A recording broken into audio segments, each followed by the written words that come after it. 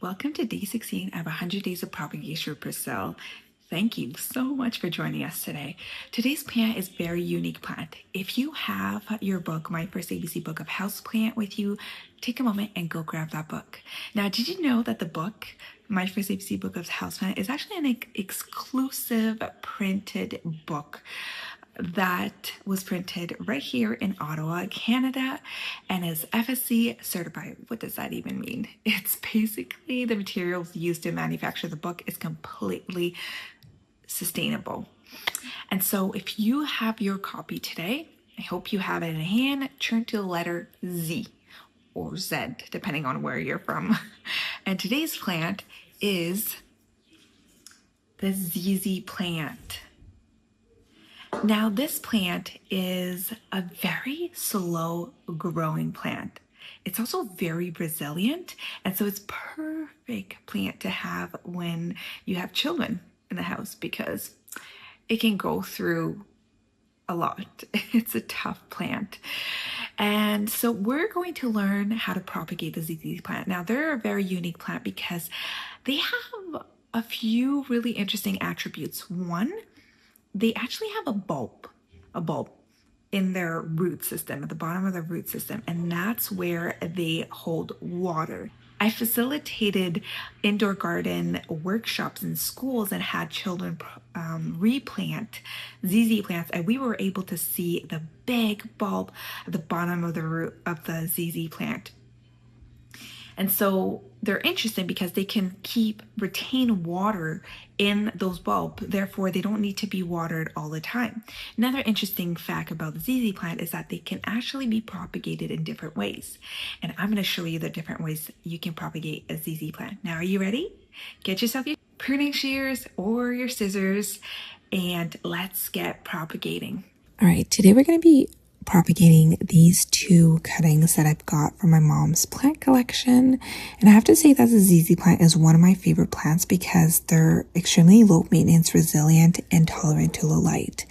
Now, ZZ plants is actually a common name. They have a scientific name, and the scientific name, if you have my first ABC book of houseplants, and you'll see the scientific name and the pronunciation on there as well. They're called Zamioculcas, Zamiofolia. Zamioculcas, Zamiofolia, and they are native to East Africa. They have thick, waxy leaves that stores water. And when I was talking about the bulbs are actually called rhizomes. And again, those rhizomes, those bulbs, they carry water and they store water. And that's why your ZZ plant, doesn't want to be continuously watered. Now, when you are propagating, you want to start with a healthy stem from its mom, something mature and firm. Now, although mine seems a little bit leggy, it's still a firm and mature stem. And normally, you want to cut close to the base, right above the rhizomes. I'm going to cut it differently because I want to keep my ZZ plant just propagate the tips. And when you're propagating, you want to remove the lower leaves to help direct the plant's energy into root growth, which is crucial for success of propagation because you don't want the energy to go into maintaining those leaves.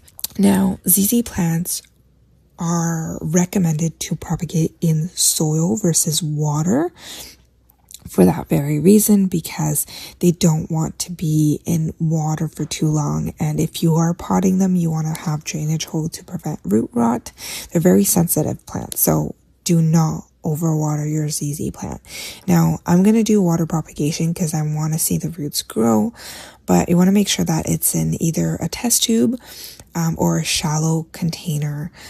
And don't forget to change the water every few days. And so I have to give you a heads up right now that patience is key when it comes to the ZZ plant.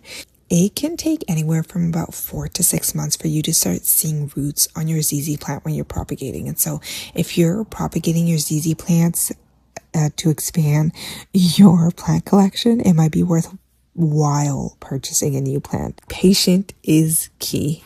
And that's it. That's basically how to propagate a ZZ plant. And that was day 16 of 100 Days of Propagation with Priscille. Once again, thank you so much for being here. Truly, truly, truly, it's been exciting to see you watching this video. And if you have any plant in mind that you'd love me to propagate, drop it in the comments. If you have a plant that you absolutely love and you just want to share with a fellow plant parent, feel free to drop it in the comment.